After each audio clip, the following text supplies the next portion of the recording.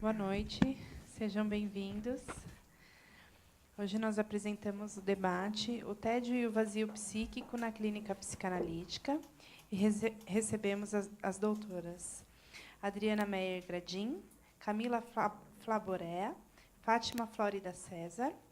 A doutora Adriana atua como psicanalista em consultório particular, é doutoranda em Psicologia Clínica na PUC, no Núcleo de Psicanálise, mestre em Psicologia Clínica na PUC, no Núcleo de Método Psicanalítico. O mestrado teve como título Tédio e Apatia como Sintomas, Manejo na Clínica Psicanalítica. Publicou na Revista Brasileira de Psicanálise o artigo Tédio, 3 formas de manifestação na Clínica Psicanalítica. Autora do artigo Novas construções em análise perante o vazio psíquico, para além de 1937. A doutora Camila é psicanalista, formada pelo Instituto Sede Sapiense, com especialização na relação pais-bebês e membro do Grupo ECOS, de estudos continuados, na mesma instituição. Mestre em Psicologia Clínica pela PUC e atua em consultório particular. A doutora Fátima é psicanalista, atende em consultório particular, professora da pós-graduação em psicanálise da Universidade do Vale Paraibano, da pós-graduação em psicanálise da Associação Psicanalítica do Vale Paraibano, pós-doutoranda em Psicologia Clínica na PUC. Autora dos livros Dos que moram em móvel mar, Sobre a elasticidade na técnica em psicanálise, Asas presas no sótão, psicanálise dos casos intratáveis, e Do povo do nevoeiro, psicanálise dos casos difíceis, e autora de diversos artigos. O CEP deseja a todos uma ótima atividade. Sejam bem-vindas. Obrigada. Celular. Por gentileza, se vocês principalmente estiverem aqui pela frente, puderem desligar o celular, senão a gente tem interferência. Obrigada. Bom, boa noite a todos. Boa noite, Camila, Fátima. Boa noite aos alunos do CEP, aos psicanalistas e todos que estão aqui presentes. É uma alegria muito grande estar aqui hoje para falar, né, sobre esse tema, tédio e o vazio psíquico na clínica psicanalítica. Nós três hoje vamos tentar desenvolver várias facetas para provocar aqui, formular um pensamento mais amplo sobre essa temática e tentando trazer visões tanto complementares quanto, de algum jeito, dialéticas sobre o tema abordado. Para mim é um tema muito... tenho um grande apreço por esse tema, foi o tema escolhido para foi um objeto do meu mestrado, e eu queria contar para vocês um pouco do que me fez, naquele momento, selecionar esse objeto de pesquisa. Eu estava atendendo 11 pacientes que traziam como queixa, né, como demanda...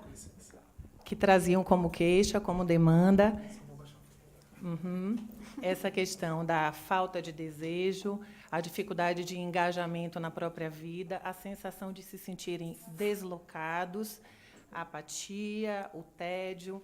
E, na realidade, esses casos de tédio e vazio, temos que pensar que não estamos falando exatamente de uma clínica como aquela tratada inicialmente pelo Freud, né?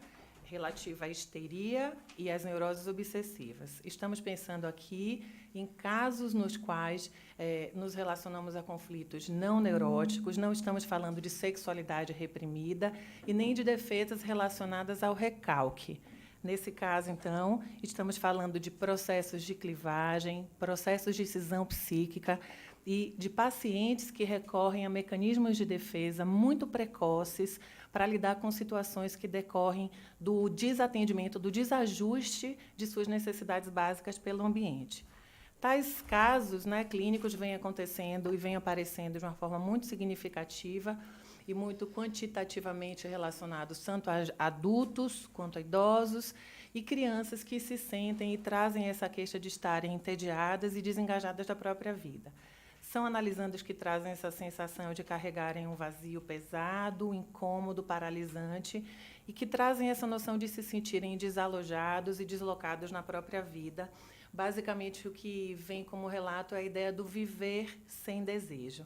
Então, naquele momento, eu comecei a pensar nessas questões e tentar refletir mais profundamente sobre o tédio, sobre a apatia, que foram especificamente os temas escolhidos, para tentar lidar com essa demanda de pessoas que trazem essa ideia de uma existência anestesiada, sem prazer, desvitalizada. No mestrado, eu usei uma frase de abertura, que é uma frase do Bentinho, do Dom Casmurro, né, obra do Machado de Assis.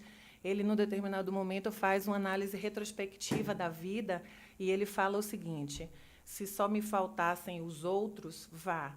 Um homem consola-se mais ou menos das pessoas que perde, mas falto eu mesmo, e esta lacuna é tudo.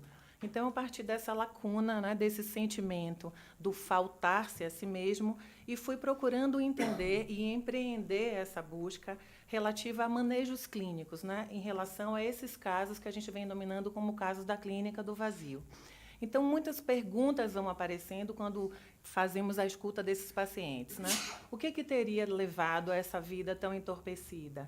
Teria acontecido aí alguma questão ambiental na formatação dessa sintomatologia? Tem algum evento traumático que justifique esse lugar defensivo?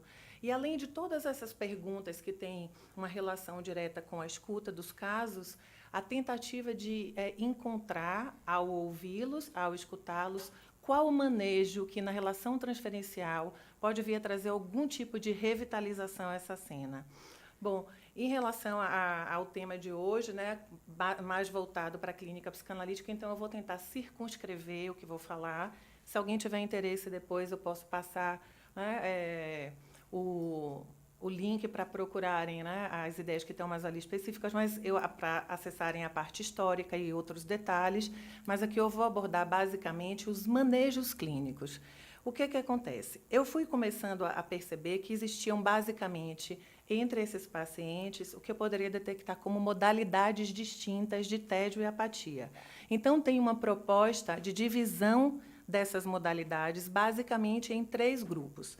Esses grupos, na realidade, foram divididos não com uma pretensão meramente classificatória ou de catalogação, mas todos eles que traziam sintomas diferentes, requeriam, então, do analista manejos diferentes e saídas clínicas diversas.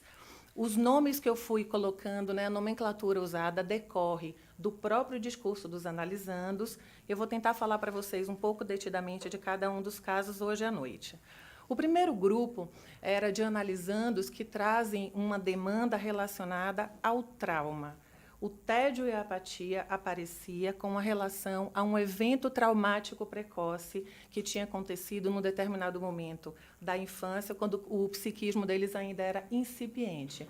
Eu fui denominando esses casos de tédio, defesa e apatia adaptativa. Num segundo grupo, depois eu vou falar para vocês especificamente de cada um, apareciam analisandos que traziam a ideia de um tédio que era muito mais relacionado ao vazio existencial. Pacientes que rotineiramente trazem a pergunta do por que viver, para que viver, a constante ameaça do suicídio. E esses casos eu nominei de tédio branco e apatia desligamento. E ainda um terceiro grupo que trazia como manifestação básica esse escape, né? Existe um protesto em relação ao discurso vigente, uma dificuldade de ingressar na vida adulta, na vida produtiva. Eu uso, então, o significante recuo, são pacientes que recuam, e eu denominei essas 2 modalidades de tédio-protesto e de apatia-escudo. Bom, essas modalidades foram agrupadas nesses 3 grupos, basicamente para pensar, né, em três vertentes. O manejo, qual deve ser a posição do analista e como conceber, lidando com esses casos, uma ética do cuidado. Então, acho que todos vocês devem viver, né, na clínica, nas instituições, esse sentimento do quão difícil, do quão desafiador é lidar com esses casos, né, relativos à clínica do vazio e como existe hoje essa premente necessidade de irmos buscando novas soluções metapsicológicas para apreciar esses casos e para poder escutá-los. Hoje de noite, então, eu pensei em expor, né, como se a gente pensasse aqui numa trança com 3 ramos entrelaçados. Eu vou falar de cada um desses grupos. No primeiro momento, eu vou abordar o sintoma, como esses pacientes chegam. Num segundo momento, eu vou falar de todas as investigações teóricas que eu pude ir fazendo, então, da parte teórica. E, num terceiro momento, do pensamento clínico, como manejar cada uma dessas modalidades de tédio. Partindo direto aqui para um primeiro grupo, eu pensei, então, em falar do tédio-defesa e da apatia adaptativa. Como eu falei para vocês, nesses casos existe um evento traumático precoce. né? Eu trouxe aqui uma declaração do paciente, que eu chamei aqui do paciente João. Queria dizer para vocês que todos os pacientes que estão aqui têm nomes fictícios, o sigilo foi protegido e os dados, né, estão modificados em razão da transmissão. Mas o paciente João tem uma declaração da seguinte ordem: há muito tempo veio andando pela vida na defesa, como se eu estivesse camuflado. Mas temo que as pessoas descubram meu disfarce. Me preparo muito bem para as situações que vou enfrentar, mas o medo de ser descoberto sempre me acompanha. Vivo sempre com uma couraça e sinto um profundo tédio o tempo todo. Como vocês podem ver, uma fala tristemente defensiva, né? Nesse caso clínico, é um paciente que chega bastante travado, né? Na primeira sessão, ele traz justamente essa declaração de que todas as pessoas ao redor acham que ele é insensível, travado e frio, e que ele, infelizmente, concorda com isso. E, com o passar do tempo, vai aparecendo, então, um abandono pelo pai dele, que se engaja num programa como Médicos Sem Fronteiras, e que ele se sentiu durante a vida inteira, isso aparece muito tempo depois, como um menino abandonado pelo pai, que teve que servir de consolo para essa mãe pelo fato dele ser filho único. Então, ele era um profissional, conseguia trabalhar, né, tinha uma adaptação ao mundo negocial, ao mundo do trabalho, mas ele intercalava com períodos produtivos, períodos de profundo tédio e profunda apatia, em que ele não conseguia ter relações amorosas, relações profissionais e ficava bastante encapsulado.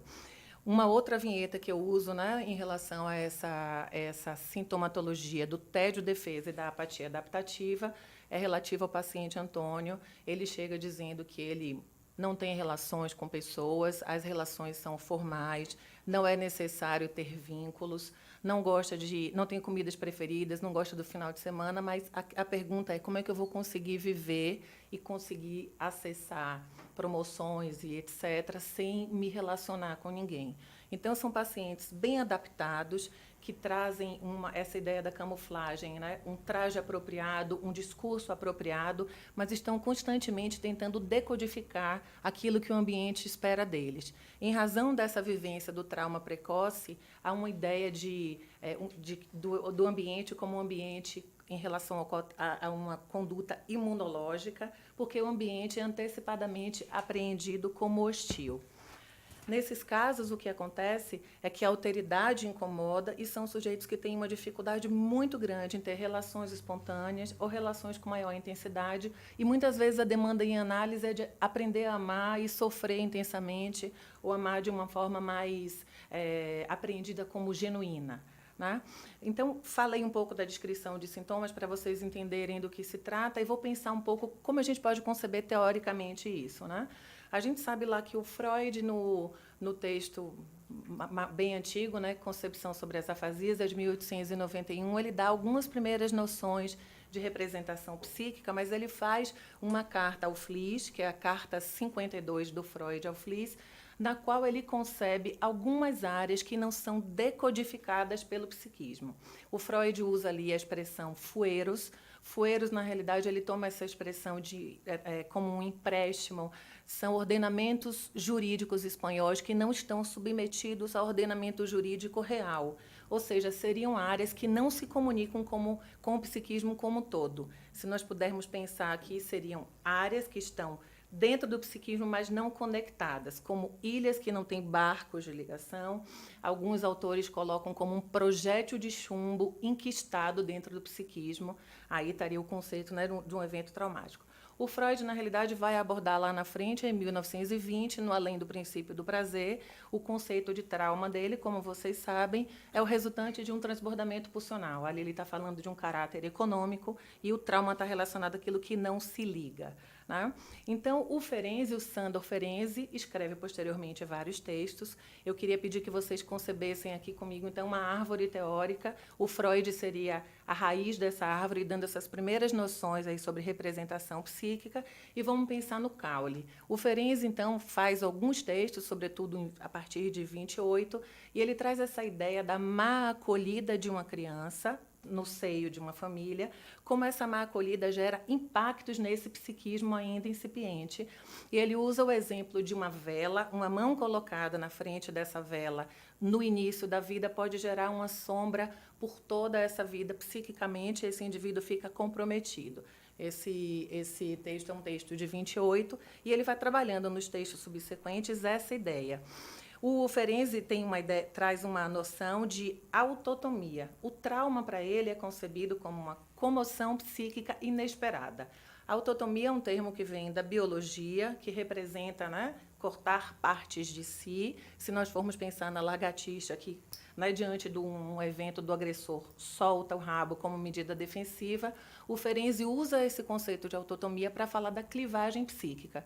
Então, esses indivíduos, essas crianças que recebem do ambiente esse tipo de impacto traumático, acabam passando por esse trauma, geram essa clivagem psíquica, e nessas duas partes cindidas, uma parte fica semi-morta e a outra parte fica o que ele chama de anjo da guarda interna, fica como guardiã dessa outra parte cindida. Esse indivíduo, então, tem um núcleo semimorto e um núcleo que é adaptado, só que os efeitos disso são, para o Ferenczi, uma anestesia e um envelhecimento súbito e precoce. A criança tem que lidar com situações e vive adaptada, certo? Enfim, são crianças que carregam, então, ao longo da vida, um sentimento de inautenticidade, o que a gente vai vendo exatamente nesses casos de tédio, defesa e apatia adaptativa que eu estou me referindo. Eles trazem exatamente essa ausência de prazer nas relações espontâneas e esse sentimento de inautenticidade, de serem uma fraude, de estarem no lugar apenas de corpo presente, mas sem alma, um tipo de impermeabilizante psíquico, né?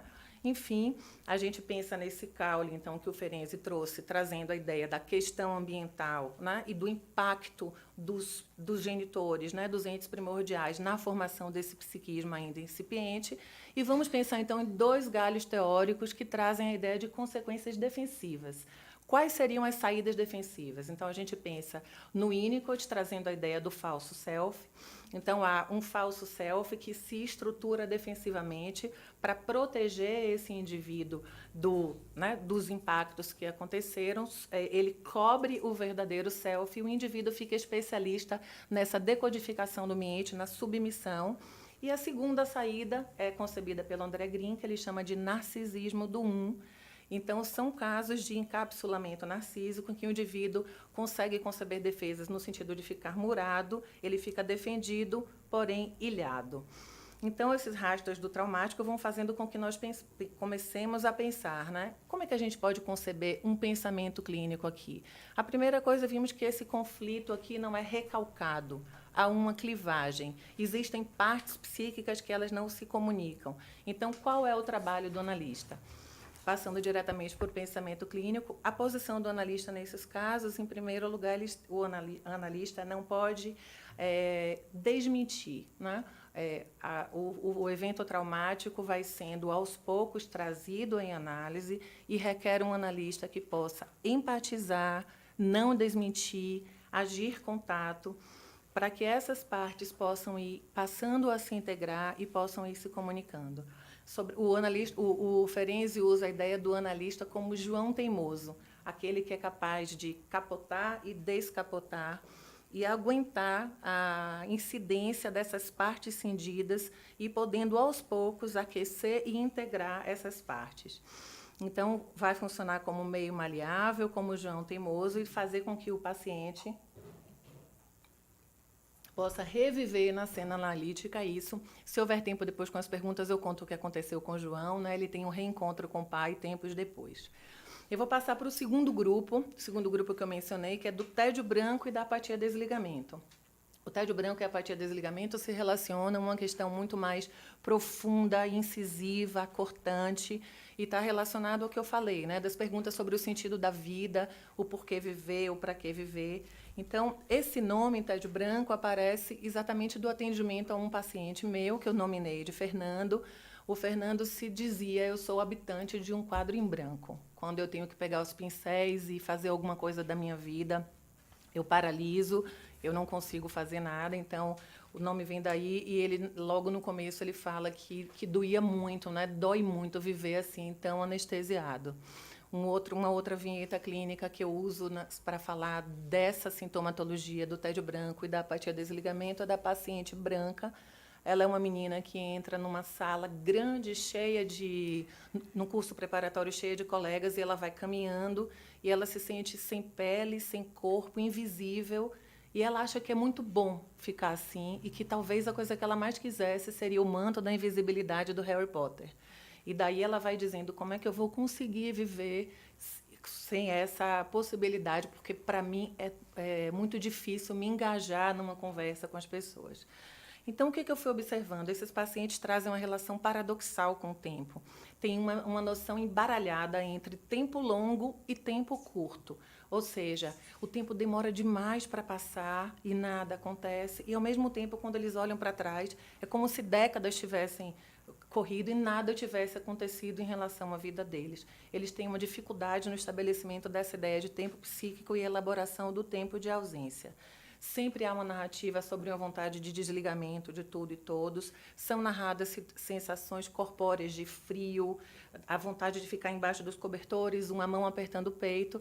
E eu postulo, então, aqui que a ação do analista, diante desses casos de vazio existencial, de vazio mais profundo, a ação do analista deve ser a ação de construir, né?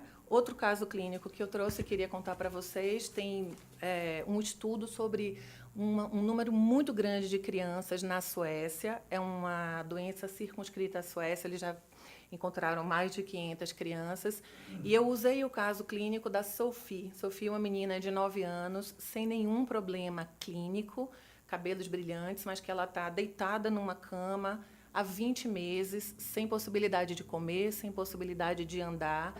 Então, são inúmeros casos de refugiados que tiveram uma determinada, no caso da Sophie, ela tem, numa audiência, o asilo da família dela negado e ela paralisa, ela está paralisada. Os médicos que vão atendendo esses casos vão supondo que essa situação é equiparável à situação de sobreviventes de campos de concentração. São crianças que chegam a um desamparo brutal, um desamparo tão vertical, que acreditam que nada mais, que tem um abandono tão completo que ninguém mais pode ajudá-las.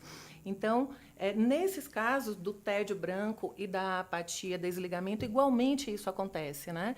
Eles vivem, então, um abandono além do que seria suportável, e essa situação de vivência entre a aquisição da ideia de presença e ausência comprometida, isso é recebido como agonia impensável, dentro do conceito de Winnicott, né, de agonia impensável. Tem uma vivência duradoura de abandono e desamparo maior do que eles poderiam suportar. Na ideia de constituição de espaço psíquico, espaço do eu, a gente sabe que é necessário o corpo de uma mãe que possa dar lugar e extensão para que esses contornos se façam e possa haver a concepção, né, do um. Então, são indivíduos que não têm a apreensão dessa corporalidade, dessa ideia do um, porque olham para o rosto materno, que seria um precursor do espelho, e essa mãe é uma mãe ausente, uma mãe que tem um olhar perdido, tem um olhar disperso, tem um olhar siderado. Então, esses bebês olham para essas mães e não veem nada, nenhum reflexo além delas mesmas. Então, nesse caso aí, eu vou entendendo que esses indivíduos fazem uma contração das fronteiras e acabam vivendo essa vida num território bastante restrito, né, com a circulação desse mortífero. Vamos pensar, então, aqui, já partindo, né, para essa ideia clínica, como manejar esses casos. Não sei se vocês conhecem a Anne Alvares, ela vai tentando encontrar uma expressão que possa corresponder ou que possa nominar bem o tratamento com esses pacientes que ela chama pacientes de corações murchos. E ela tenta um termo equivalente ao trabalho de luto para o Freud, e ela usa trabalho de regeneração, ou um trabalho de revitalização. Se nós formos pensar aqui no uso do método psicanalítico, segundo o Freud fala no texto, né, do método da escultura, são pacientes em relação aos quais nós cavaríamos e encontraríamos o quê? Uma pedra oca. São pacientes profundamente esvaziados que vão requerendo, então, construção de imaginário. O que existe aí é que não há a simbolização da presença e da ausência, então eles requerem um trabalho de simbolização primária. Eu uso, então, a metáfora do filme, não sei se todos aqui, acho que muitos devem ter assistido, o filme O Paciente Inglês. No filme O Paciente Inglês é um filme mais antigo, mas acontece um acidente aéreo e esse paciente está todo queimado, com inúmeras queimaduras, e ele vai sendo tratado por uma enfermeira devotada. Essa enfermeira, então, vai colocando as bandagens, e eu faço, então, um contraste entre isso que acontece e o tratamento desses pacientes que têm buracos psíquicos, né? No paciente inglês, a enfermeira usa duas coisas, morfina e literatura.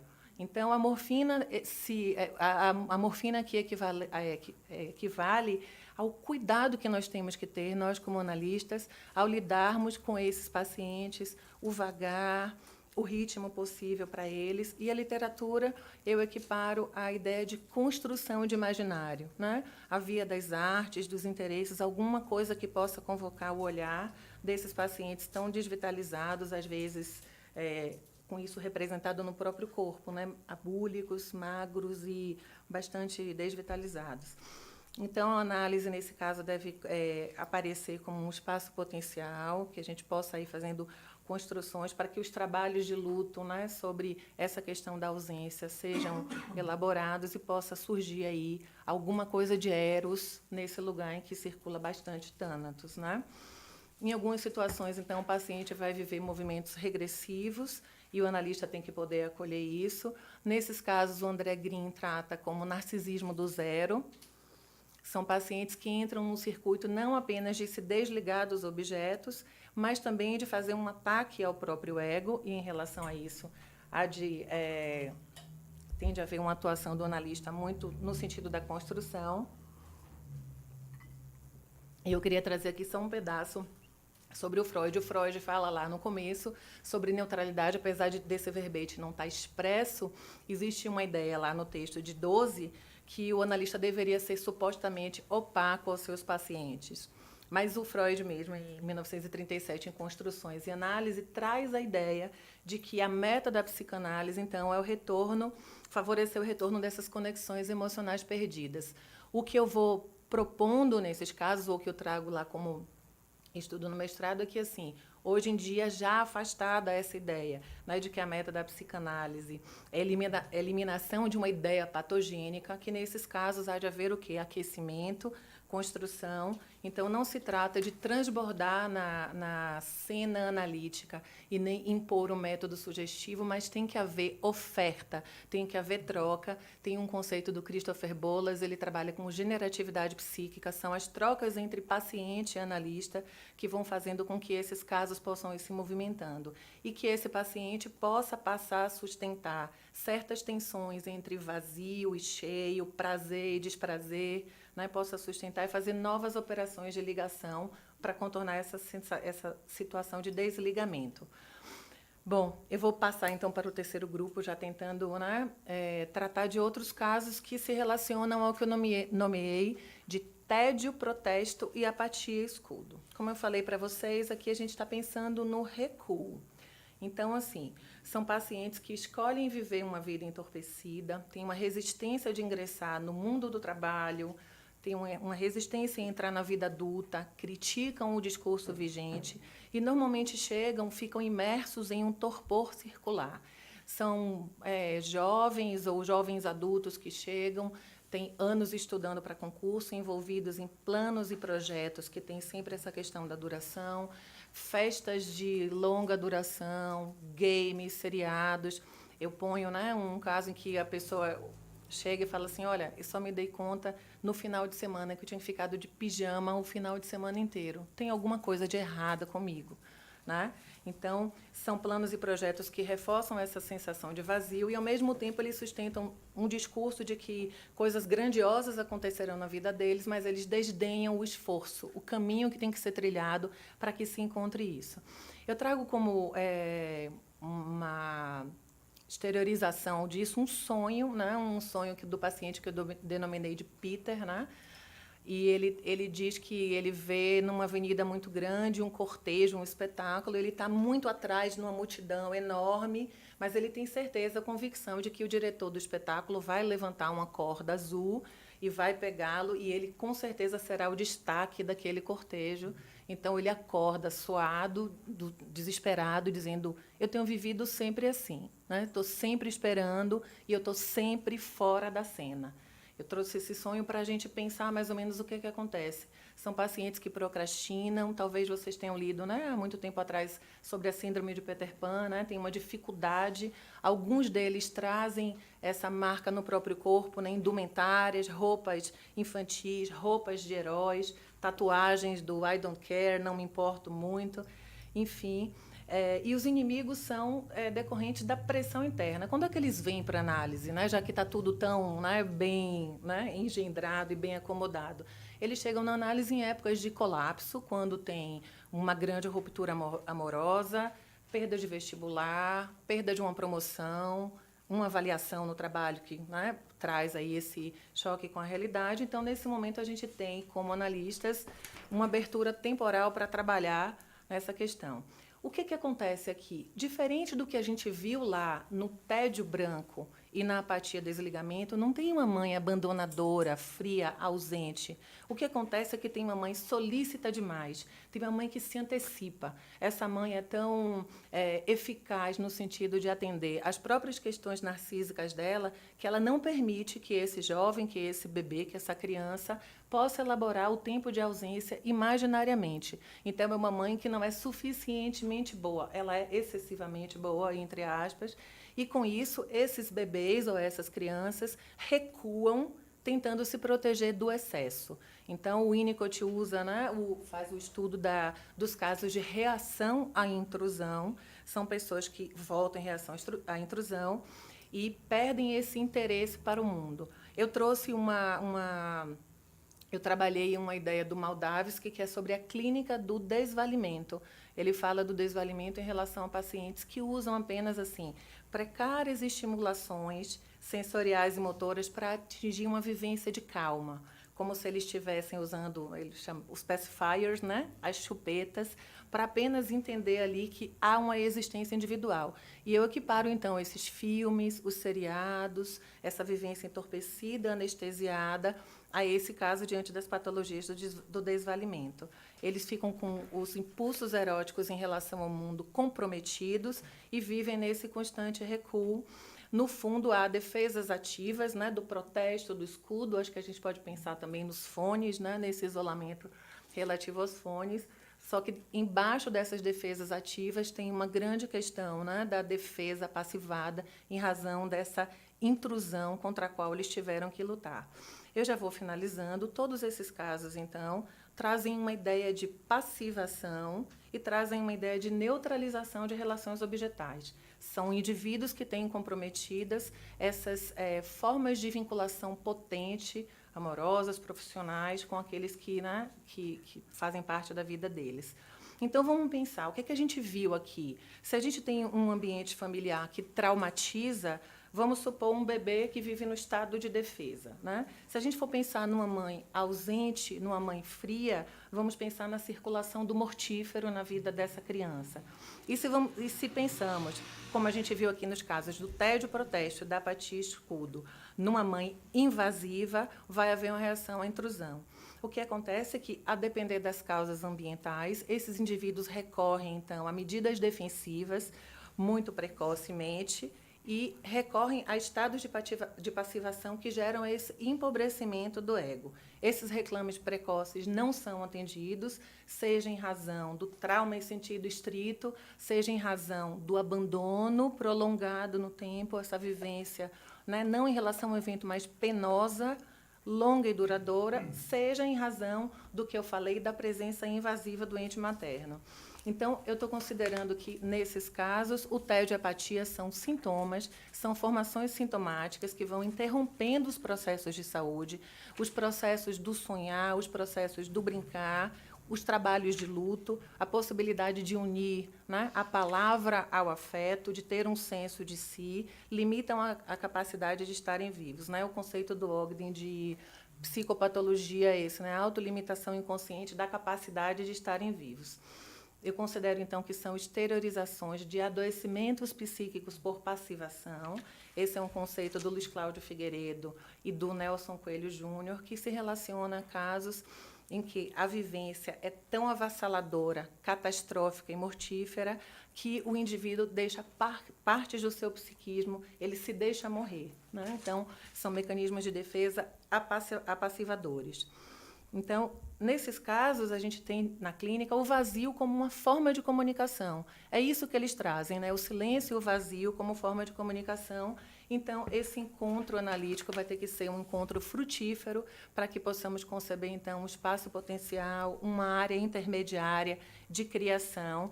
Diante desses quadros de adoecimentos não neuróticos, eu fui postulando, então, aqui, com essa classificação, não exatamente a ideia de que isso acontece isoladamente. Claro que nós podemos atender um caso em que há um trauma precoce e, no curso do atendimento, né, da análise, vai aparecendo um vazio existencial muito mais profundo. Então, o uso dessa classificação, ela tem apenas o intuito de adquirir a possibilidade de uma geografia para pensar. Uma geografia para pensar em situações diferentes que requerem manejos clínicos diferentes. O Ferenczi, né, em todos os textos, vai trazendo essa ideia de que não importa o quão expurgado, clivado ou silenciado seja um sofrimento, diante desses casos, o analista deve tentar ampliar os seus saberes sobre a psicanálise para abarcar esse material, não importa o quão difícil isso seja, e ele usa uma ideia de que os analistas devem atuar como, entre aspas, artistas de exceção, criando, então, progressos e novas perspectivas. Nesses casos que estamos falando aqui, então, não existe o que eu falei, né, conflito neurótico, e, então, e o vazio psíquico vai fazendo com que o analista tenha que pensar em outros manejos. O trabalho é sobre simbolização primária, é sobre a possibilidade de empatizar, ter tato, construir, gerar, né, e fazer um trabalho em que, em relação a esses pacientes, possam ser desenvolvidos esses outros trabalhos que ficaram comprometidos em razão dos processos defensivos muito precoces. Bom, para receber toda essa carga, a Elisa Sintra fala que, nesses casos, é necessário haver um analista destemido, né? Porque são casos em que há uma identificação projetiva e o que se projeta no ambiente é essa carga de silêncio, esse vazio. Então, o analista tem que se colocar apto a funcionar como um aparelho digestivo, decodificar, metabolizar e poder construir ali alguma coisa que seja dessa ordem de eros, essa ordem da tramitação, de pulsão de vida no lugar onde a gente estaria vendo morte. Então, vamos trilhando nessa psicanálise, né, como espaço potencial. É isso que eu vou postulando lá no mestrado e que convoco vocês aqui a pensarem. Acho que é, de fato, um tema bastante desafiador. Todos nós, né, que estamos ali diariamente lidando com casos dessa ordem, nos sentimos absolutamente desafiados, muitas vezes assim desanimados, desestimulados e convocados a enfrentar esse enigma e nos posicionarmos de uma forma que tem que ser generosa, mas também destemida, né? Pensar sobre o tema e, ao mesmo tempo, ir favorecendo esses movimentos regressivos e acolher o que possa vir na análise para provocar, para causar, para trazer esse descongelamento dessas áreas congeladas e trazer a possibilidade de simbolização primária para que depois a gente possa acessar uma narrativa, ligar esses fragmentos rompidos do psiquismo e que possa haver, então, alguma possibilidade de saída. Eu vou finalizar aqui com uma frase que eu peguei de um dos personagens do Mia Couto, que ele vai falando desse horror, né, da sensação do vazio. Um dos personagens fala: a ausência dupla de felicidade e infelicidade é ainda mais penosa que o sofrimento. É isso. Obrigada.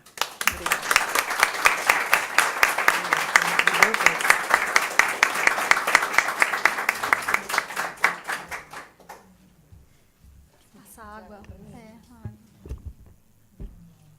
Boa noite. Quero agradecer a presença de todos vocês. Agradecer o convite do CEP, da Adriana, depois dessa belíssima fala dela.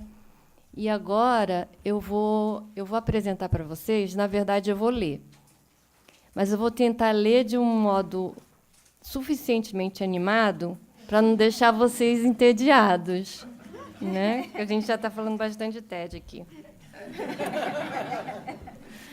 Então, na verdade, é um texto que virou um artigo, né? E como tem a relação com tédio, né? E a apatia, eu quis trazer para vocês. Chama Barulho Inaudível, Adolescência, Tédio e Retraimento. Eu começo eu também tendo a falar muito, então vamos lá. Começo com uma epígrafe, que eu adoro epígrafes. Água morna do Céferes. Me lembra toda manhã de que não tenho nada vivo ao meu redor.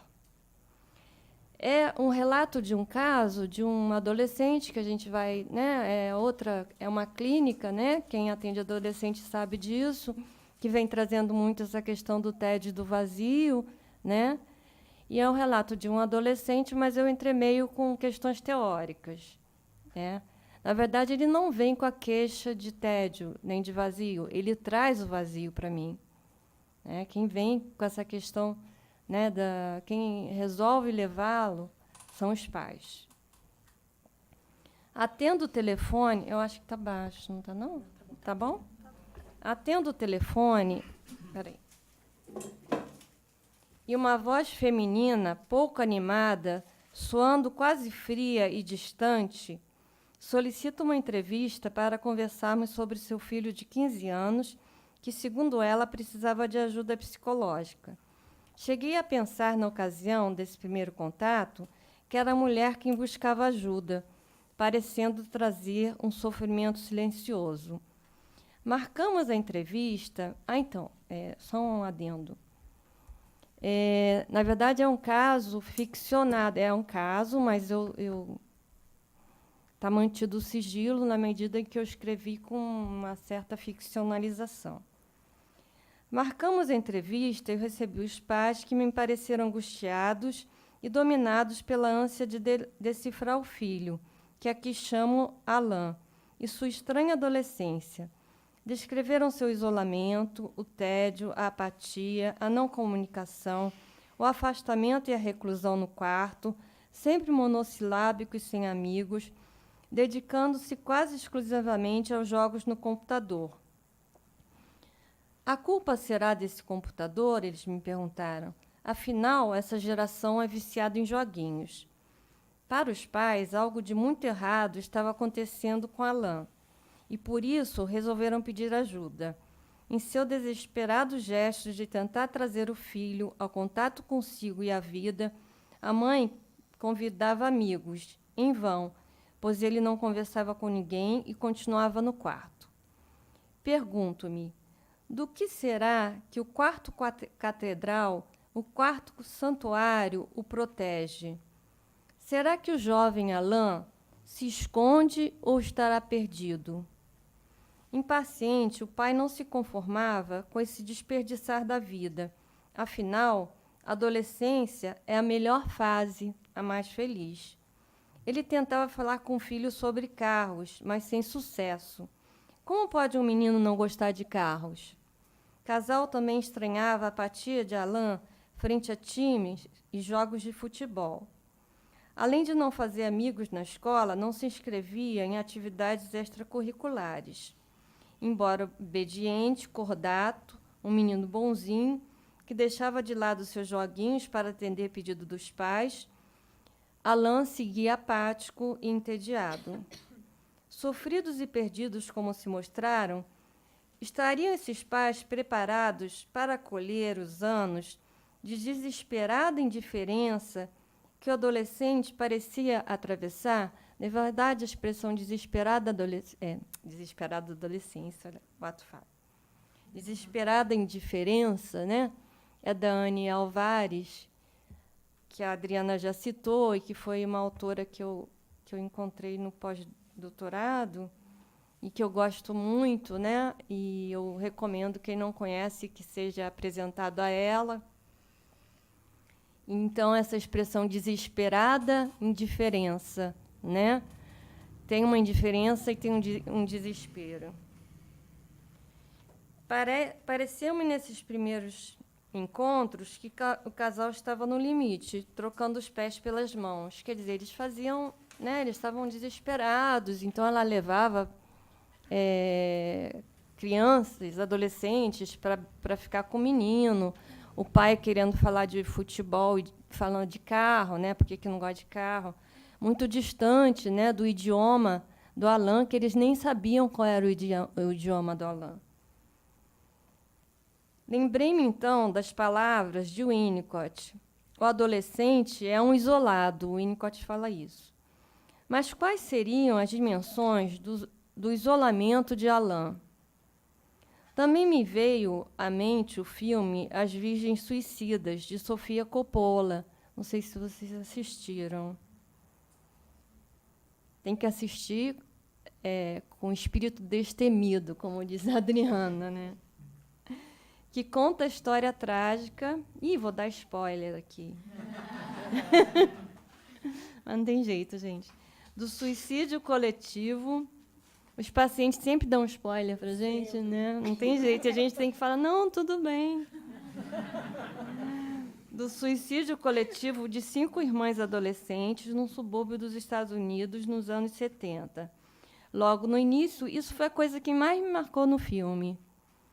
Logo no início, a irmã caçula, após uma tentativa frustrada de tirar a vida, frente às ocas palavras do médico que lhe pergunta: "O que você está fazendo aqui?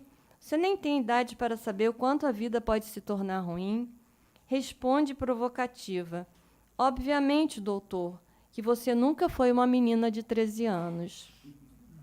De certo, tomada pela comunicação nas entrelinhas, pescando o sofrimento da mãe, ainda nesse primeiro encontro, perguntei a ela: "Você está triste?" Foi assim uma fala que veio, né? Eu tenho observado que às vezes vem umas falas que a gente, quando vê, já falou, né? E aí ela vem com um desabar de mágoa e ressentimento, né? Ela estava triste, sim, ela estava muito desgostosa da vida, ela tinha perdido a faculdade que cursava, né? Ela sonhava com uma família unida, idealizava um espaço que juntava todos, mas cada um se isolava em seu quarto, incomunicável. Finalizamos essa primeira sessão, já deixando agendado o encontro com Alain, que relata a seguir. E aí eu coloco o subitem, chama Buscando Alain. Né? Na verdade, com esses pacientes, a gente tem que buscá-los, né? Se sintetizar, né? A gente tem que ir em busca, né? E tentar alcançá-los, né? A Anne Álvares fala dessa coisa de tentar alcançar o paciente, né? Foi em meio a pensamentos e muitas dúvidas que recebi Alain. De imediato me surpreendi. Encontrei um menino franzino, com a altura inferior à sua idade, parecendo ter 12 ou 13 anos. Ele tinha 15, era muito magrinho, parecendo bem menos que 15. Sério, retraído, foi, entretanto, deixando-se levar pelo contato comigo. Procurei segui-lo, buscá-lo, mas também me surpreendi com seus movimentos de resposta a meus gestos e seu encalço. Iniciei falando do motivo de nosso encontro, perguntando se tinha desejo de realizar um trabalho comigo. Alain respondeu que queria, sim, estar ali, que era bom. Só que, gente, ele falava isso, assim, com muito taciturno, muito desvitalizado, muito... É bom, né? Se ele deu... O sorrisinho dele era, assim, um esgar, né? Então, não é com essa... Na verdade, a gente, às vezes, não consegue reproduzir, né, o tom de voz do paciente, né, o tanto de vitalização ou de desvitalização que eles apresentam. Enquanto lhe dirigia essas perguntas, me lembrei da psicanalista canadense Anne Álvares. A partir do atendimento de seu paciente Rob, um autista grave, ela ressaltou a importância de frente a determinados casos, assumir uma postura mais ativa, né?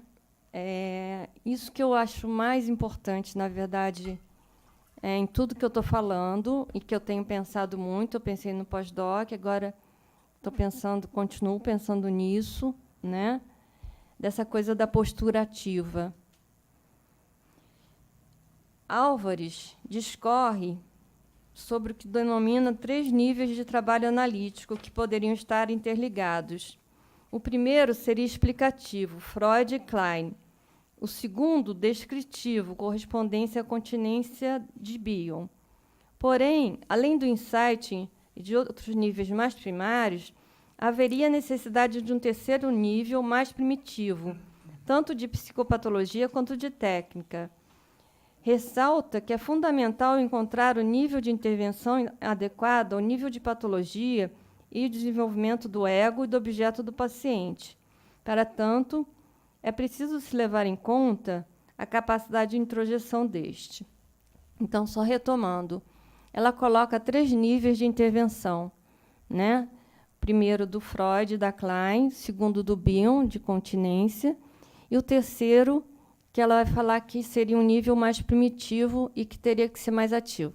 Na verdade, ela postulou isso, né, a partir, porque ela atendia crianças muito, nem sei se ela ainda atende, né, mas crianças muito graves, retraídas, autistas, abusadas, né?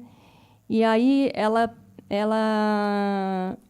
a partir desses atendimentos, ela postulou a necessidade de, nesses casos, ter uma postura mais ativa. Então, o que eu faço? Na verdade, eu não atendo casos tão retraídos e graves quanto os dela, mas eu, né, tenho pensado essa clínica, né, que é a clínica que tem uma inter-relação com o que a Adriana apresentou, né, de também usar o conceito da Anne Álvares para casos não tão retraídos, né, ou casos não tão graves, que é o chamar o paciente. O que na verdade, é a grande questão da gente, né? O que você vai falar, ou o que você vai agir, porque a gente não fala só, a gente age também, que vai alcançar o paciente, né, que vai tocá-lo, que vai vitalizá-lo, né? Na verdade, a gente está falando, né, de uma clínica da vitalização, né? São pacientes muito desvitalizados, muito apáticos, e ampliando, inclusive, para a clínica de neuróticos, né? Esse conceito de vitalização, mas é isso outra história, senão não termino nunca aqui.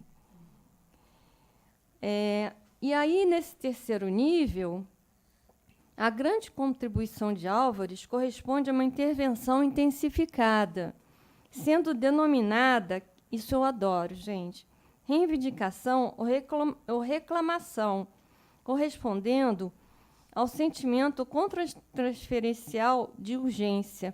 Quer dizer, ela sentia que tinha uma urgência no paciente dela, o Robb, que ela descreve num livro dela, né, o único traduzido aqui, Companhia Viva. Ela tem 2 livros, um outro que está sendo traduzido também. E aí ela fala de reclamar o paciente. O que é reclamar? É do reclaim, e que tem como um dos sentidos, é o atrair a aves com reclamo, que é um instrumento que o caçador usa para imitar o canto das aves que deseja atrair, ficando assim evidente o sentido de trazer de volta, quer dizer, um reclamo para chamar. E no dizer de Álvares, terras improdutivas não pedem para ser recuperadas, mas suas potencialidades ocultas para germinar podem florescer quando forem reclamadas. Então, né, as terras improdutivas, né, de pensar os pacientes do vazio, do tédio e da apatia como terras improdutivas que precisam ser reclamadas. Robb, né, o paciente dela, que apresentava um retraimento severo, assim como outros pacientes com risco de morte psíquica, requerem algo além da continência receptiva, passiva em demasia. Isso ela falando. necessitam de uma postura ativa, um tom de voz enérgico com maior urgência emocional. Isso é outra coisa importante, né? Não se fala muito do tom de voz do paciente, do tom de voz do paciente e do tom de voz do analista, né? Como é que o analista fala, né? Inclusive o Roussillon, que é outro, né, psicanalista francês, ele fala, né, na supervisão seria interessante que o supervisionando descrevesse como ele falou, como o corpo dele se portou, né? Aquela coisa de trazer o texto só com escritinho, né, não traduz a vivência do que foi experimentado ali pela dupla, né? E aí, com esses pacientes, né, com os adolescentes, principalmente, esses adolescentes mais apáticos, retraídos, né, eu, né, tenho recorrido, né, não como uma coisa proposital, eu acho que acontece, a ter um tom mais firme, né, um tom mais enérgico não no sentido de duro, né, mas com atividade.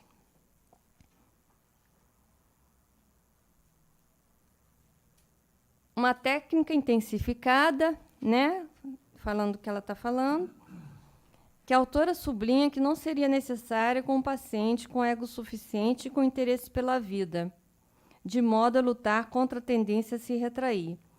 Seu paciente Rob, em sua quase morte psíquica, estava mais próximo de uma desistência, um paciente passivo desesperado, aquilo que eu falei, do que um refúgio defensivo, antes perdido do que escondido, antes deserto do que refúgio. Porque essa diferença entre deserto e refúgio é bem importante, né?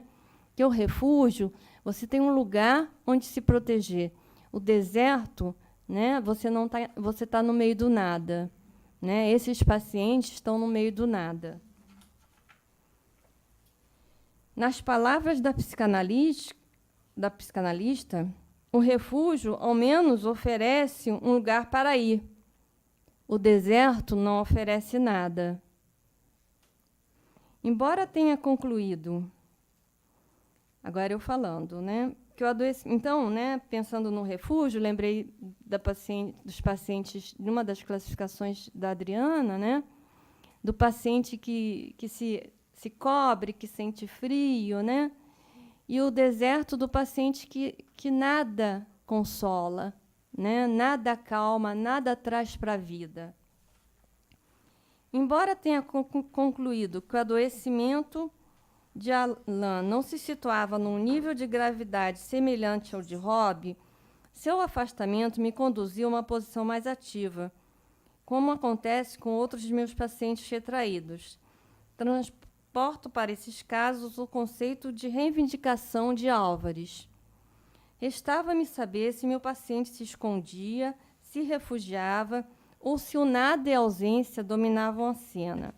A morte psíquica, deserto sem recurso, nos acena, exigindo uma urgência para ir em busca, alcançar aquele que precisa fazer parte da família humana. Fomos, assim, nos conhecendo com certa lentidão. Esses tratamentos são bem lentos, né, gente?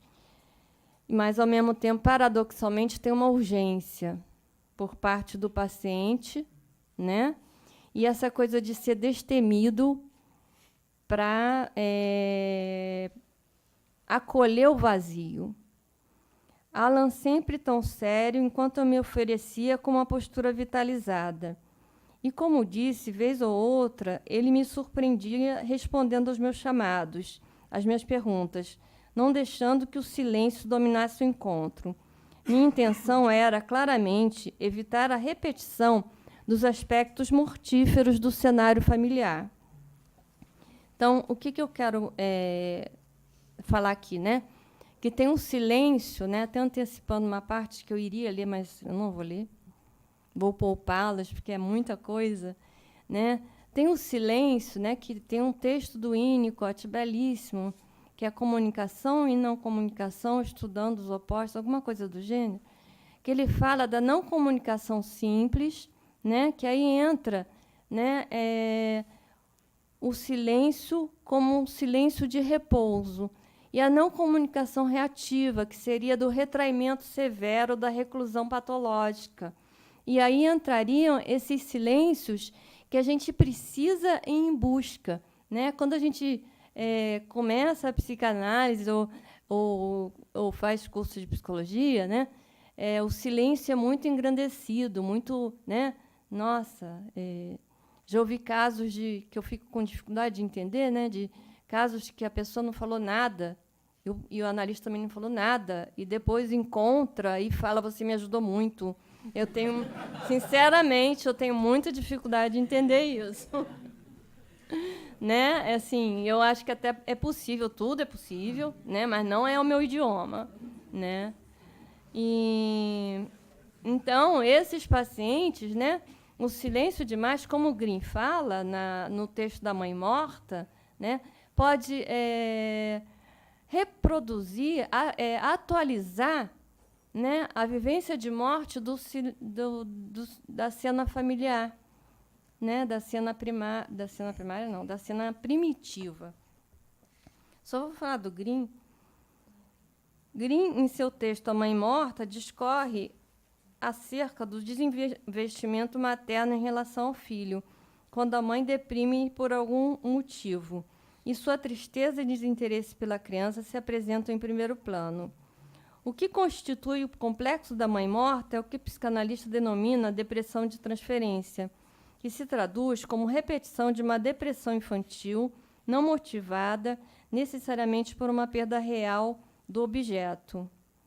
O traço essencial desta depressão é que ela se dá em presença de um objeto, ele mesmo absorto num luto. Então, está a criança, né, e uma mãe absorta no luto dela. Anteriormente, uma relação viva e feliz se dava com a mãe, mas esta fora abruptamente interrompida. O luto súbito da mãe é vivido pelo filho como catástrofe, e ele tenta em vão trazê-la de volta à vida. Depois do fracasso dessa tentativa, outras defesas são acionadas, sendo a mais importante o desinvestimento do objeto materno e a identificação com a mãe morta. Daí, a capacidade fica bloqueada, já que seu amor se encontra hipotecado à mãe morta, e o amor gelado domina. Então, tem uma coisa interessante, que aí junta com o que a Adriana falou também, né, que são pacientes que o Green fala que sentem frio, que reclamam de frio, né?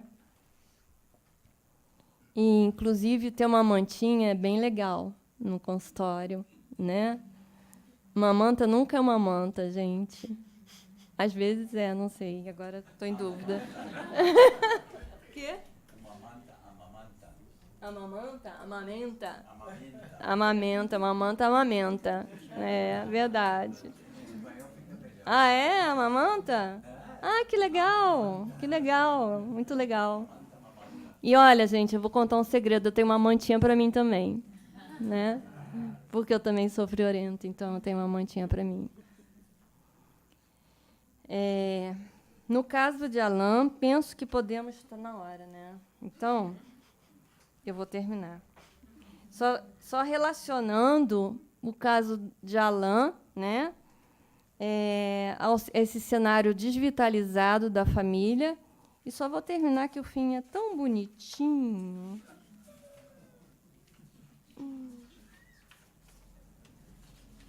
A gente não quer perder suas belezuras, Fátima. Verdade. O problema é que a gente tem aqui coisa. uma castração a ser exercida. Né? Posso ler a belezura final? Mas é claro. Então, tá. Aí tem uma música do meu tempo, né? Não sei se vocês conhecem, a Sueli Costa. Alguém conhece aqui? Ai, graças a Deus. Que é assim: quando o mar tem mais perigo, quando o mar tem mais segredo, não é quando ele se agita, nem é quando é tempestade, nem é quando é ventania. Quando o mar tem mais segredo, é quando é calmaria. Conhece essa música? É linda.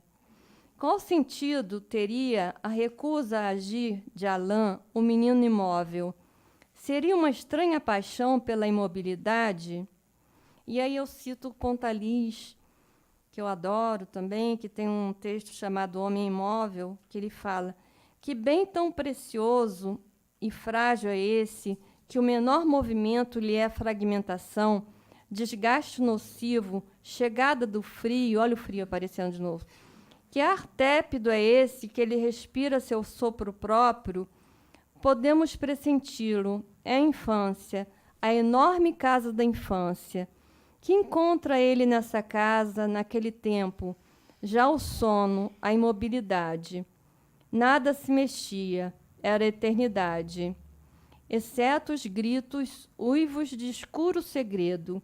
Quando o menino antes ativo, encantado que ele gostava de futebol, pelo movimento da bola, renunciara ao agir, em meio à aflição dos desencontros, nem os gritos salvam a casa sonolenta de sua imobilidade. Gritos que apenas conduzem à queda, à distância de vazios e ao desamor. O desamor, os corações gelados, que lançam a promessa de laços em poço ermo e sombrio. Para onde for a atividade de meu paciente? Por que restar essa passividade? Entretanto, Alain ansiava ser animado pelos vivos, aqueles que enchem a casa de sons e alegres movimentos. É que tinha uma coisa que, quando ele falava que uma coisa era boa, ele falava, é animado, né? E se pensar que o animado é cheio de alma, né? Como a casa adormecida, apenas acordada por festas e visitas, o menino também dorme. Como ir ao seu encontro quando esboça gestos para fora da sonolência familiar, quando pede festa e barulhos que não sejam os gritos de guerra, que os pais brigavam muito, né, que não deu tempo de falar. Então, ele só tinha aquela fala, né, eu gosto de... Você gosta disso? Não sei o quê, né? Como é que é? É animado. Eles me animam. Como já disse anteriormente, faz-se necessária uma postura mais ativa. Não é à toa que a palavra animado se repete nas falas de Alain, quando se refere a pessoas com quem estabelece algum vínculo. Também eu preciso me apresentar animada, com a alma, mostrando-me interessada, com um tom de voz mais enérgico, recorrendo ao humor, na busca de um espaço em que o brincar seja possível. Mas não é fácil. A atmosfera desvitalizada, experimentada na entrevista com os pais, se repete no contato com o jovem paciente. Tomada conta transferencialmente... Ih, caramba, é grande. Chega. Acabou.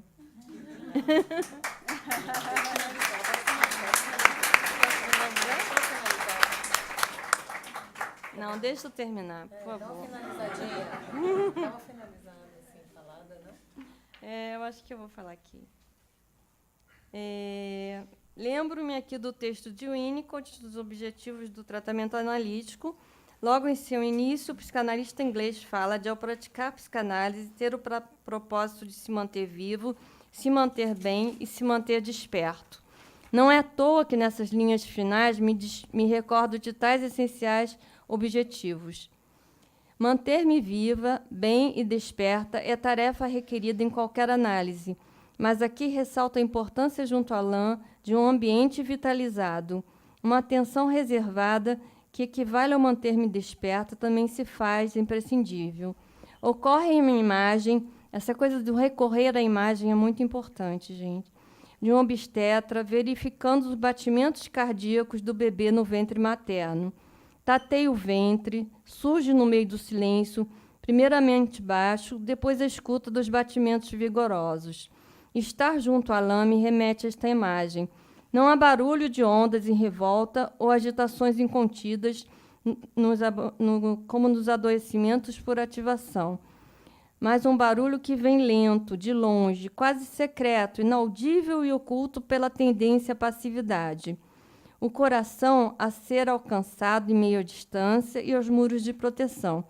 Tem alguém vivo aí? E, avançando para além das forças motíferas, sigo em busca da resposta que vem com o coração a bater. Viva, desperta e bem, preciso prosseguir, desconfiando da ausência de mares turbulentos. entretanto, confiante de que o barulho inaudível ganhará força dos gritos de clamor, pois quando o mar tem mais perigo é quando é calmaria. Eu espero que, pelo menos, essa frase seja eloquente o suficiente para traduzir o que eu tentei, assim, atropeladamente comunicar.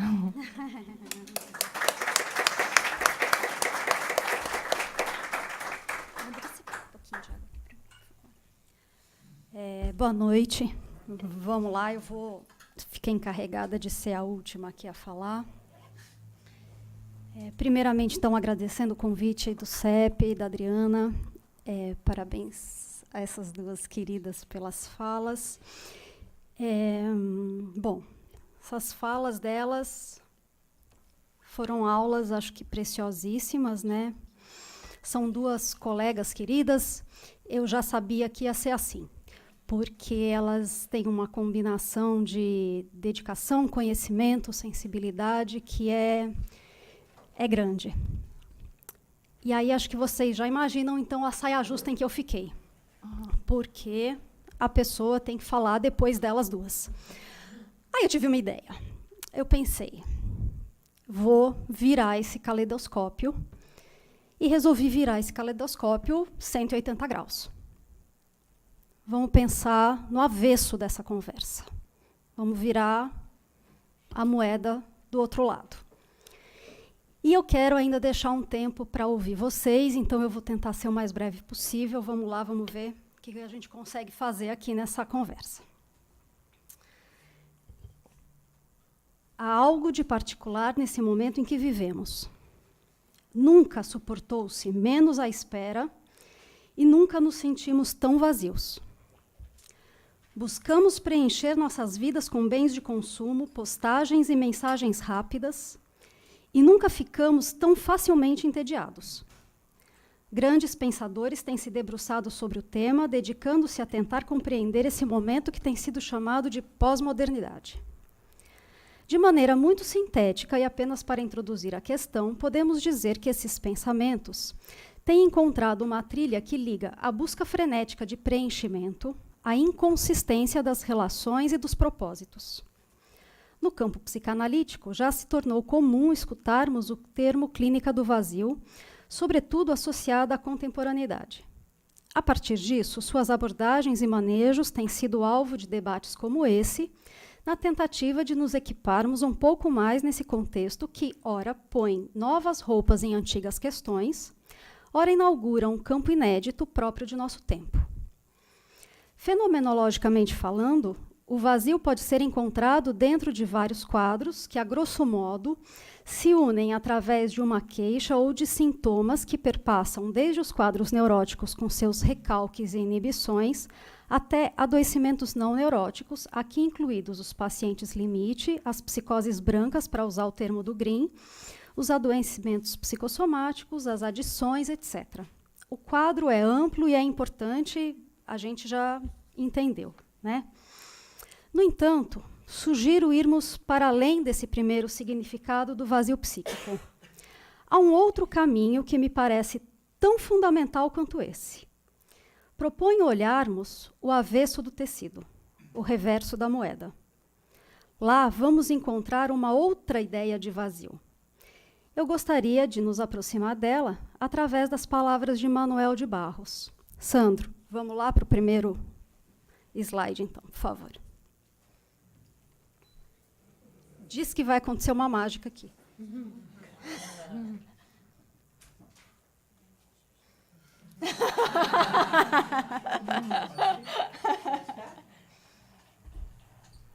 Quer chegar para cá, Adri?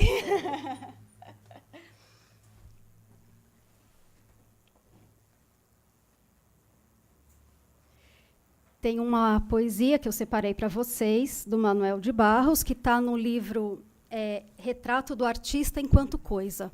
Para quem não conhece Manuel de Barros, vale a pena conhecer. Ele vai nos ajudar a começar essa conversa. Então, vamos lá. Diz Manuel de Barros: A maior riqueza do homem é a sua incompletude. Nesse ponto sou abastado. Palavras que me aceitam como sou, eu não aceito. Não aguento ser apenas um sujeito que abre portas, que puxa válvulas, que olha o relógio, que compra pão às 6 horas da tarde, que vai lá fora, que aponta lápis, que vê a uva, etc, etc. Perdoai, mas eu preciso ser outros. Eu penso renovar o homem usando borboletas.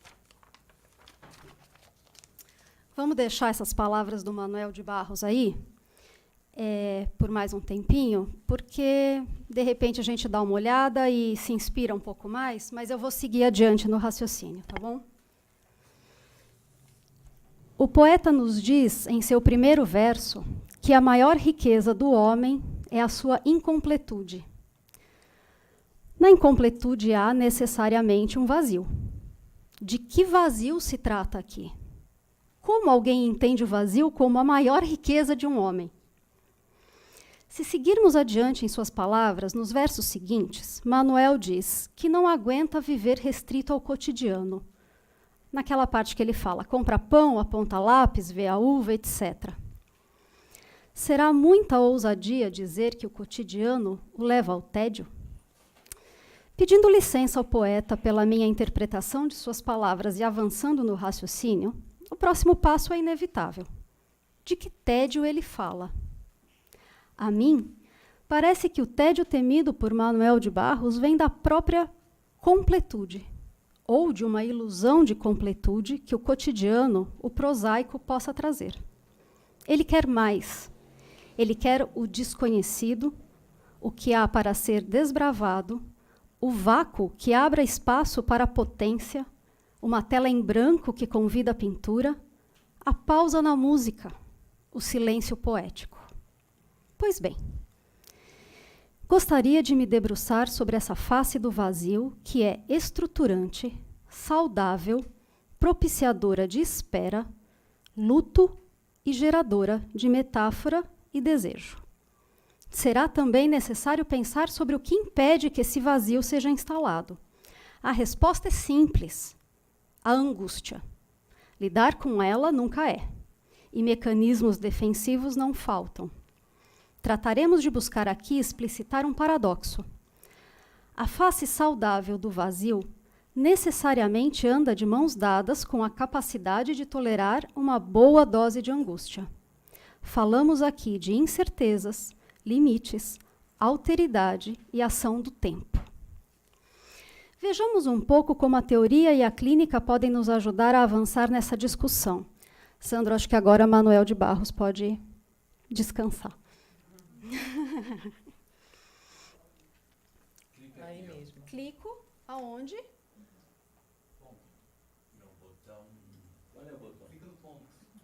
Clica onde, gente? Ponto?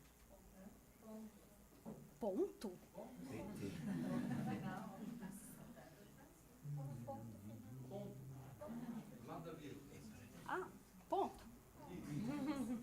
Ok. Eu estava procurando um ponto. O ponto, ok. Que bom. Então, vejamos um pouco como a teoria e a clínica podem nos ajudar a avançar nessa discussão. Para começar, creio ser útil lançar mão do conceito de negatividade ou do trabalho do negativo, como chamou André Green. André Green é um autor que tanto a Adriana quanto a Fátima já citaram. Eu vou abordar por um viés diferente do que elas já trilharam. Green, em 1988, no Instituto de Psicanálise de Paris, ministrou o Seminário sobre o Negativo. Nele, ressalta primeiramente o trajeto histórico do conceito de negatividade. Cita Freud, com seu texto sobre a negativa, passa por Hegel e chega a Lacan, onde a falta atinge um ápice. Nesse ponto, faz uma bifurcação em seu raciocínio e vai até a escola inglesa, encontrando Winnicott e Bion falando sobre a negatividade. Para me ater à face da saúde, ainda no texto citado, ressalto o que Green apontou no pensamento desses dois autores nesse aspecto. Em Winnicott, detecta a negatividade como base para os objetos e fenômenos transicionais. E em Bion, traz uma análise detalhada do quanto a capacidade negativa, termo que Bion toma emprestado do poeta Keats, é fundamental nos processos psíquicos de modo geral e, em especial, na escuta analítica, na medida em que essa capacidade é sustentadora da escuta flutuante, sem memória e sem desejo. Para esclarecer um pouco mais, Keats, referindo-se a grandes artistas e pensadores, e ele cita Shakespeare expressamente, diz que a capacidade negativa é a possibilidade de sustentar a incerteza e o caos. Conceito que me parece bastante familiar em uma prática analítica que busque a não saturação das interpretações. Vamos adiante no texto de Green. Neste momento, fica claro de qual psicanálise se trata quando Green insere nessa discussão autores da escola inglesa que ele julga serem referências. Sobre isso, cito Luiz Cláudio Figueiredo e Elisa Sintra em seu texto Lendo André Green. Então, eu abro aspas, eles dizem o seguinte: Green está situado no campo teórico da psicanálise como herdeiro do que a psicanálise moderna trouxe de novo, as relações de objeto, e do que a tradição lacaniana ajudou a pôr a descoberto na obra de Freud, a negatividade. Portanto, aí fecho aspas e eu continuo. Portanto, a falarmos da instalação do vazio dentro do campo do trabalho do negativo, seja em seu viés vitalizado, criativo ou ainda mortífero, é necessariamente sobre as relações de objeto de que falamos, e mais precisamente sobre as relações primárias. Vejamos, então, com mais detalhes, como o trabalho do negativo começa a operar nos primórdios da vida e das relações, e como ele revela suas marcas em nossa capacidade ou incapacidade de viver o vazio como potência, em nossa possibilidade de elaborar diferenças, lutos, ausências, perdas, esperas, etc., etc. No início da vida, o jogo de presença e ausência é base fundante para que o bebê desenvolva um senso de si. De maneira sintética, podemos afirmar que, idealmente, o objeto primário deve ter sensibilidade e empatia suficientes para estar presente sem invadir, se ausentar por intervalos toleráveis para o infante, conter e estimular pulsões, instalar o terceiro na relação, tudo na justa medida de cada criança. Esse ritmo de presença e ausência, quando tudo vai bem, é responsável pela operação estruturante do trabalho do negativo.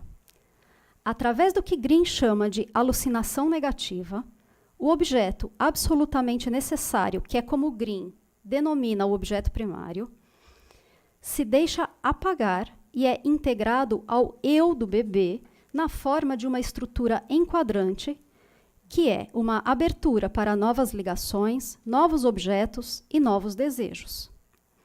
Voltando ao texto de Figueiredo e Sintra, abro aspas, há uma forma de presença ausente do objeto absolutamente necessário, inscrito no psiquismo como estrutura, que é a base da tolerância a todas as distâncias, ausências e inadequações dos objetos substitutivos, e, portanto, a base de todos os movimentos desejantes. Quando há uma ausência de ausência, o processo de constituição psíquica fica obstruído. Eu fecho aspas. Eis a face da saúde do vazio, segundo André Green. A ausência de ausência é uma face da patologia do vazio que encontra morada garantida num mundo de imediatismos e felicidade obrigatória, como parece ser esse em que estamos imersos. Passo agora a um exemplo clínico para tornar nossa conversa mais viva, e eu vou pedir, então, a interrupção da transmissão ao vivo, para garantir o sigilo do paciente. É uma medida protetiva, digamos assim, ao setting, e eu vou aguardar aqui um sinal de que a transmissão foi interrompida para poder prosseguir. Ah, volta depois, volta depois. Volta já já, assim que eu acabar a biografia dele. O caso é que algumas coisas...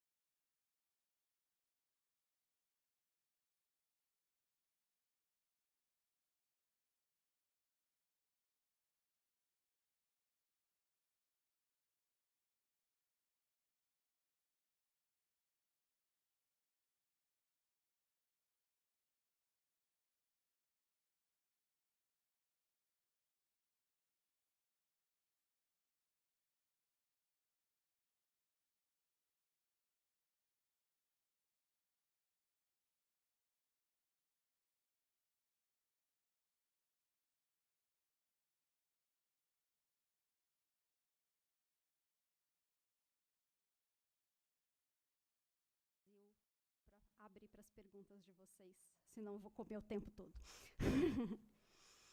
Sandro, quando você... Posso? Ok.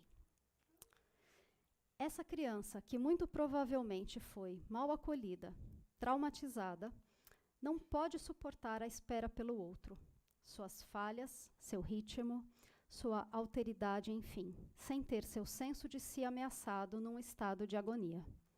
Suas defesas mais primitivas o fazem encapsular-se e estabelecer relações românticas ou não, quase que exclusivamente com objetos parciais. Seja sua ex-mulher como obra-prima ou as conquistas atuais como números e tabelas a serem preenchidas. São raros os relatos de exceção a isso. Nesse momento de sua análise, toda a ausência da ex-mulher foi substituída pela quantidade de conquistas a serem feitas. Não quaisquer conquistas, mas dentro de seu padrão de tabela inicial, pelo menos. Regozija-se com uma perseguição ao número, uma meta de mulheres a serem alcançadas. Não há experiência para fora de seu encapsulamento, não há contato com objetos totais. Sua defesa maníaca está em plena operação, negando algo desvitalizado e congelado dentro de seu campo psíquico. Tenta preencher com coisas concretas um estado que, quando aparece, revela toda a sua desvitalização, anunciando a iminência de uma depressão grave. Deparo-me com a dúvida a respeito da continuidade de seu processo, que depende em grande medida de um mal-estar sustentável que o motive a questionar esse modo de viver. Infelizmente, no momento em que escrevo esse relato, isso me parece estar distante. Se de início João entendia que seria infeliz para sempre, agora se vê cada vez mais inflado por sua lista de beldades e caminhando satisfeito por não se envolver com nenhuma delas. Tentar instalar a possibilidade de tolerar algum vazio como espaço psíquico, ainda que banhado pelo atravessamento de muita angústia, é a perspectiva clínica que tem me guiado. É um trabalho que nos remete às origens de seu psiquismo e que necessita de uma abordagem empática e delicada a longo prazo. Estou à espera dessa possibilidade, algum indício de continência da angústia ou mesmo do tédio, que possam trazer de volta a possibilidade de transformar em questão sua estratégia defensiva. Continuo trabalhando para que na transferência possamos tentar buscar alguma outra possibilidade de relação, ainda que por tantas vezes ele tenha tentado fazer de mim mais uma conquista. Não romanticamente, não me enquadro em sua tabela, mas como o paciente perfeito, ideal. O reconhecimento da cisão em que ele opera pode deflagrar o processo de integração. Mas isso deve ser feito com bastante tato para que não seja retraumatizante e algum espaço vazio e de alteridade possa vir a se constituir, convidando esse psiquismo a voltar a um curso de relações mais integrais e integradas. Gente, ninguém disse que seria fácil, né, o manejo e a convivência com esses pacientes. Mas, para encerrar, já que a gente introduziu o assunto com o Manuel de Barros, então eu vou projetar uma outra coisa aqui para vocês. Drummond vai falar com a gente, então. Ausência. Por muito tempo achei que a ausência é falta. E lastimava, ignorante, a falta. Hoje não a lastimo. Não há falta na ausência. A ausência é um estar em mim.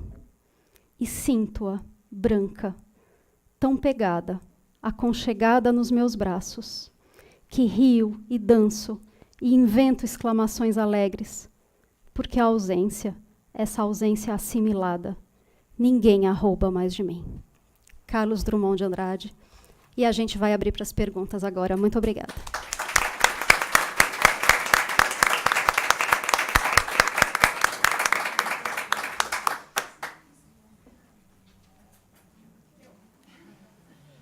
Espera, Raquel, precisa chegar alguém com o microfone, porque senão vão brigar com a gente.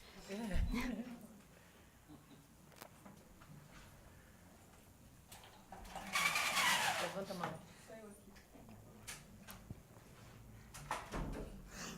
Bom, primeiro, parabéns, achei interessantíssima a exposição de vocês. E tem uma coisa que parece óbvia, mas para mim não é. quando a gente fala desse novo sujeito da contemporaneidade, o que me faz pensar é... Porque isso está muito presente, né? As relações, como vou dizer, superficiais, virtuais, né? Talvez, não sei se proporcionadas, mas muito... como vou dizer, aumentadas, pelas redes sociais. Fomentadas. Fomentadas. Isso. Mas quando vocês falam de clínica do vazio e na contemporaneidade, mais ou menos o que vocês veem como o que inaugura essa nova disposição, digamos, ou essa nova sintomatologia, sabe? O que é a causa disso? Se é que dá para falar assim, né? Eu não acho, Raquel, que dê para a gente dizer de uma causa, né? Como eu disse, acho que o que aparece, ora são novas roupas em questões antigas, ora são questões realmente novas. Então, por exemplo, todo esse impacto, né, das redes sociais nessa mudança de relacionamentos, eu acho que isso é um objeto completamente novo que entra nas nossas clínicas de uma maneira muito particular. Por outro lado, no caso do meu paciente, Dom Juan sempre existiu, né? O jeito de acesso é que muda, a mídia muda, digamos assim, né? Agora, por outro lado ainda, é verdade que a gente tem recebido nas clínicas, pelo menos até onde eu entendo e pelas conversas com os colegas, cada vez um número maior dessa sensação, desse mal-estar, desse vazio. E eu acho que, por exemplo, se a gente for pegar uma pessoa como Bauman, o sociólogo, né, ele tem Zygmunt Bauman, ele tem um trabalho muito intenso de pensar a pós-modernidade, o que ele vai chamar de relações líquidas, o mal líquido, e acho que ele sim pode te dar, por exemplo, um instrumento de entendimento e de estudo bastante aprofundado e focado no que isso traga de particular. Tem também um programa que está disponível no YouTube, que eu acho bastante interessante. Foi uma palestra que o Leandro Carnal fez. Ele fez uma comparação entre Freud e Bauman. Isso está disponível no YouTube. Acho que, então, aí ele vai falar sobre quais eram as questões postas ali, analisadas por Freud, e como é que Bauman, a partir disso, vai pensar a pós-modernidade, quais são os encontros e quais são os desencontros desses dois grandes pensadores. Então, eu acho que eu te daria esse direcionamento. Eu queria responder também. Eu não penso que necessariamente isso se relacione à questão da cultura, né? Apenas da cultura. Acho que sim, tem um acirramento, né, desses sintomas em razão do excesso de imaginário e dessa comparação, né, entre a vida desse paciente que chega para a gente e a vida daqueles que fazem parte do entorno dele. Mas acho que essas situações já estavam sendo trabalhadas ali. Se a gente for pensar, a ruptura entre o Ferenczi e o Freud decorre exatamente do estudo dessas questões que não estão acobertadas pelos conflitos edípicos, quer dizer, as situações pré-edípicas, as situações que decorrem de falhas de constituição do psiquismo, elas já estavam todas na clínica, porém, o que vem se abrindo, eu acredito, é um debate muito mais intenso, muito mais dedicado e muito mais pertinente em relação ao manejo desses casos. Então, acho que sim, se a gente for pensar na incidência do cultural, não dá para escutar um sujeito sem localizá-lo como um sujeito histórico dentro daquela cultura, mas a questão do sintoma, eu acho que nos remete a esses primórdios mesmo, né? A questão dos pais, a questão da Constituição, e acho que a questão da presença e ausência desses entes cuidadores. Nesse sentido, não penso que o fato da gente estar cuidando do hipermoderno seria um fato gerador da questão, mas sim alguma coisa que vai compondo na clínica um outro elemento que não afasta a gente pensar na etiologia, na origem da questão, para cada sujeito singularmente. E interessante, eu estava pensando exatamente o que você falou, mas Obrigado. Mas é o seguinte, essa questão de que agora estamos em um momento da história da humanidade ou da história das manifestações psicopatológicas, que tem um texto do Balint, né? Porque como é que Ferenczi conseguiu escrever essas coisas que ele escreveu? Ele morreu em 1933, né? Então, tem o Balint continuou, mas tem quer dizer, naquela época já existia isto que a gente está chamando de uma novas manifestações psicopatológicas. Entendeu? Então, isso só para dizer, porque a gente fica achando que começou em 1970, sabe? 62, mas não, já vem de lá. Mas acho que tem uma roupagem nova também que se apresenta, né? Então, a gente, acho que por isso que eu salientei, né? Acho que ora são coisas com novas roupagens e ora são questões efetivamente postas aqui num momento específico.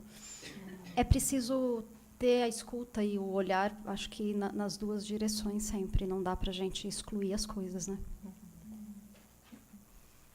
Eu acho, só completando, que, na verdade, a gente não vai dar conta dos dois olhares, né? A gente vai ter um olhar na clínica e na biografia individual, né?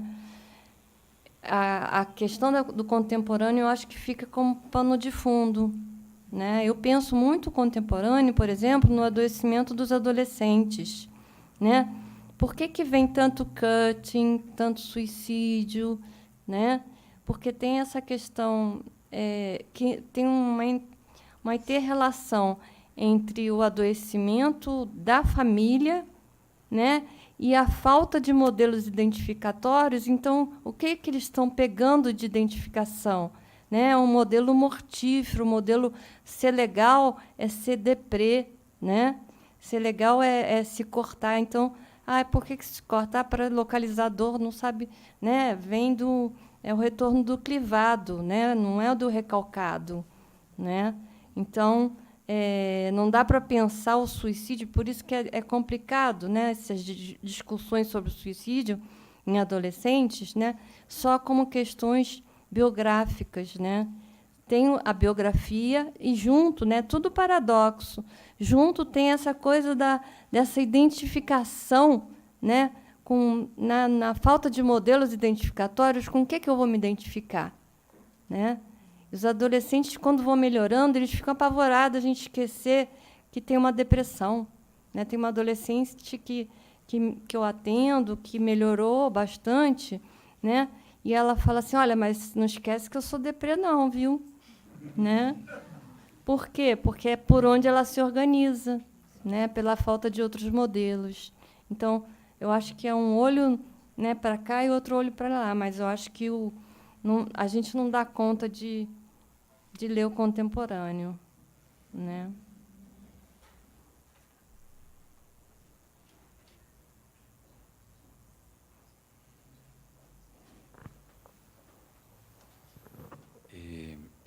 Só para trazer uma pergunta que me interessa muito, que é a questão da empatia, né? Porque me parece que as três falaram de uma necessidade desse tipo de proximidade, desse tipo de envolvimento. Então, queria ouvir um pouco vocês, o que vocês pensam, não? Einfühlung, né, que foi o Ferenczi que trouxe isso. Então, sei lá, só para vocês falarem um pouco sobre isso. Okay? Empatia. Então, né, a empatia, né, é do Ferenczi, né? E assim, a tradução ao pé da letra é sentir dentro, né? E que depois foi algumas traduções falam sentir com, né? Mas essa capacidade de sentir dentro, né? E que ela capacita o tato, né? Então são, na verdade, se sobrepõem, mas são dois conceitos diferentes, né? E a empatia, ela é fundamental, mas não é fundamental só na clínica dos casos difíceis. É fundamental em toda a clínica, né? Né? Nos casos difíceis, que é o que a gente está tirando, né, uma fatia, né, na clínica do vazio, né, a empatia vai ser, talvez vai ter que ser mais fundamental, né? E aí tem que ter uma disponibilidade de mente e corpo do analista, né? O analista se oferecer em mente e corpo, né? As duas coisas, né?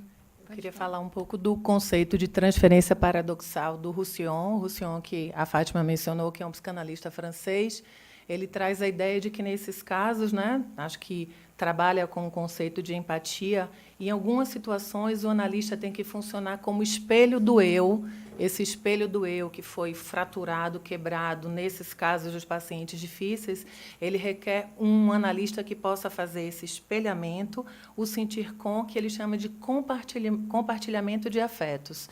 Então, é como se ele pudesse refletir para o paciente as fraturas, os naufrágios, as dores do passado. Então, acho que não tem possibilidade da gente pensar, eu concordo com a Fátima, que nem na clínica de neuróticos a gente estaria afastado de se colocar empatizando com o paciente, mas acho que, nesses casos, é impossível, né, formular uma escuta, pensar em escutar pacientes tão fragilizados e tão colocados num lugar do traumático, do abandono excessivo, sem empatizar, sem, de algum jeito, segurar com o próprio corpo. E acho que, nesse sentido de aparelho digestivo, né, devolver para que eles possam carregar aquela experiência impensável a partir do compartilhamento desse afeto. Acho que, sim, é essencial, né? Posso complementar só? Pode, obrigada. Acho que, ao falar de empatia, a gente precisa, de novo, se lembrar do paradoxo em que a gente trabalha o tempo todo. Muita gente... eu estou aqui numa escola, né, de psicanálise, acho que é importante falar sobre isso. Muitos analistas recuam diante da empatia para garantir suas reservas, sua reserva. Né? Então, um tipo de psicanálise mais reservada, paciente lá, eu cá e vamos trabalhar. Por outro lado, a empatia sem reserva impossibilita o trabalho também. Então, eu creio que a dificuldade do nosso ofício está dessa dinâmica. Né? A gente tem que desenvolver a capacidade de, ao mesmo tempo, ter empatia e manter as nossas reservas. Manter as reservas e não perder o contato empático com o paciente. E como fazer isso não está escrito em nenhum livro. A gente precisa, é muito difícil, a gente precisa ser destemido, a gente precisa de muito estudo, a gente precisa de muita supervisão, e de amor por um ofício que não é simples, está longe de ser simples. E conviver nesse paradoxo talvez seja uma condição sine qua non para o ofício do analista. Eu penso assim. E eu acho que não dá para atender muitos destes seres ao mesmo tempo, né? Porque é um nível de doação, de demanda. Por exemplo, estou atendendo uma moça, border, né, aquela que se corta tudo, tentativas de suicídio, internações, e eu vejo ela 5 vezes por semana.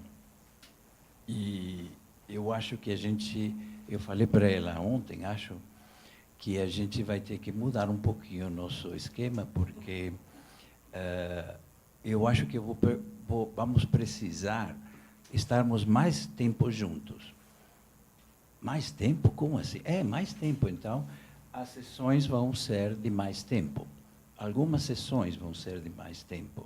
Porque, se sabe, 50 minutos é muito pouco tempo para estar com seres assim. Então, mas o que eu quero dizer é que é muito difícil, né? Eu não consigo ter mais do que 2, sabe, ao mesmo tempo, porque é muita demanda.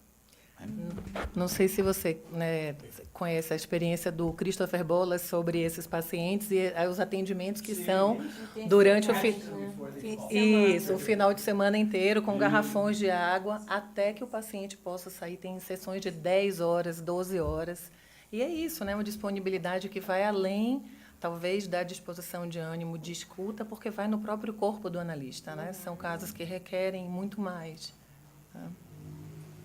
E o Winnicott falava que era para atender um caso por vez. Ele falava. E eu acho que é quase impossível atualmente isso. Você já tem 2, né? Você tem 11. Mas a Adriana é ninja. Que reserva. É. Ou não. É isso. Mais alguma coisa, gente? Querem formular mais alguma pergunta? Não. Então, queríamos agradecer a presença de vocês. Foi Muito uma noite obrigada. muito especial. Muito obrigada.